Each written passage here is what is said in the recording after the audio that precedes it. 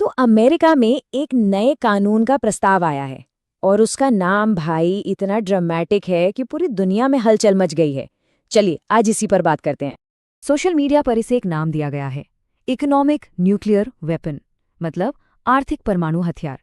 सोचिए जरा, सिर्फ ये नाम ही इस पूरी बहस को कितना गंभीर बना देता है ना? लेकिन इस सेंसेशनल नाम के पीछे की असली कहानी क्या है? क्या ये सच में इतना ही खतरनाक है? तो चलिए इस ड्रामेटिक नाम से आगे बढ़कर इसकी हकीकत को समझते हैं। तो सबसे पहले ये समझते हैं कि अमेरिका को ये आर्थिक बम बनाने की जरूरत ही क्यों महसूस हो रही है। आखिर असली प्रॉब्लम है क्या? देखिए, हकीकत सीधी और सिंपल है। रूस युद्ध लड़ रहा है और इस जंग का पूरा खर्चा तेल बेचकर निकाला जा रहा है।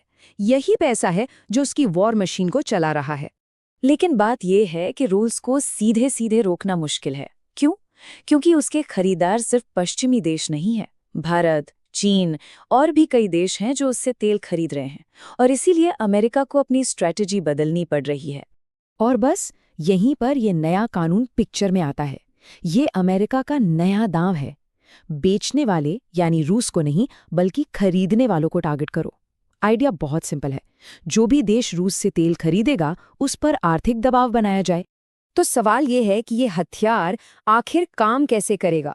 इसका जो मैकेनिज्म है वो समझना काफी दिलचस्प है। देखिए, इस कानून का इरादा बहुत ही सीधा लेकिन जबरदस्त है और ये 4 स्टेप्स में काम करता है। पहला, कोई देश रूस से तेल खरीदता है। दूसरा, वही देश अपना कोई और सामान अमेरिका को बेचता है। तीसरा, अमेरिका उस सामान पर 500% का, जी हाँ, 500% का भारी भरकम टैक्स लगा देता है। और चौथा कदम, उस देश का अमेरिका के साथ व्यापार लगभग ठप हो जाता है। जरा 500% का मतलब समझिए। मान लीजिए 100 रुपए की कोई चीज अमेरिका भेजी जाती है, उस पर 500 रुपए का टैक्स लगेगा, तो उसकी कीमत क्या हो गई? 600 रुपए। अब कोई 100 रुपए की चीज 600 में क्यों खरीदेगा? कोई नहीं। बस इसीलिए इसे आर्थिक परमाणु हथियार का नाम दिया जा रहा है।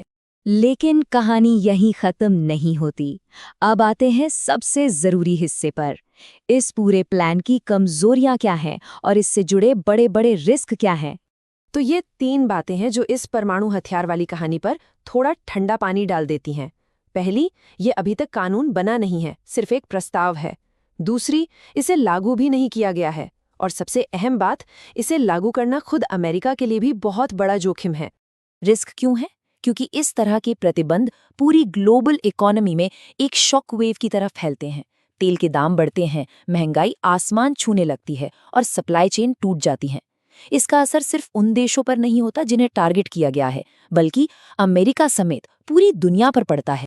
अब आते हैं एक और बड़े खिलाड़ी पर, भारत। इस पूरे मामले में भारत का क्या स्टैंड है और क्यों है? देखिए, भारत का जो रुख है वो भावनाओं पर नहीं, बल्कि एकदम प्रैक्टिकल सोच पर टिका है।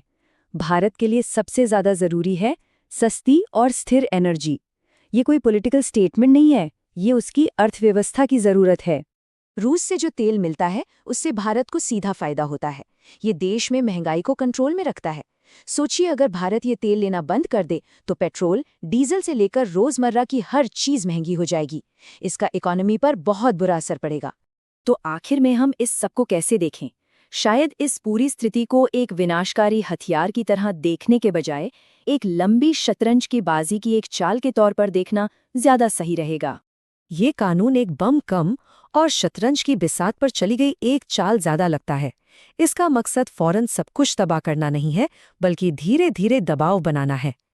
और ये हमें एक बहुत बड़ी सच्चाई की तरफ ले जाता है कि आज के दौर में युद्ध की परिभाषा ही बदल रही है।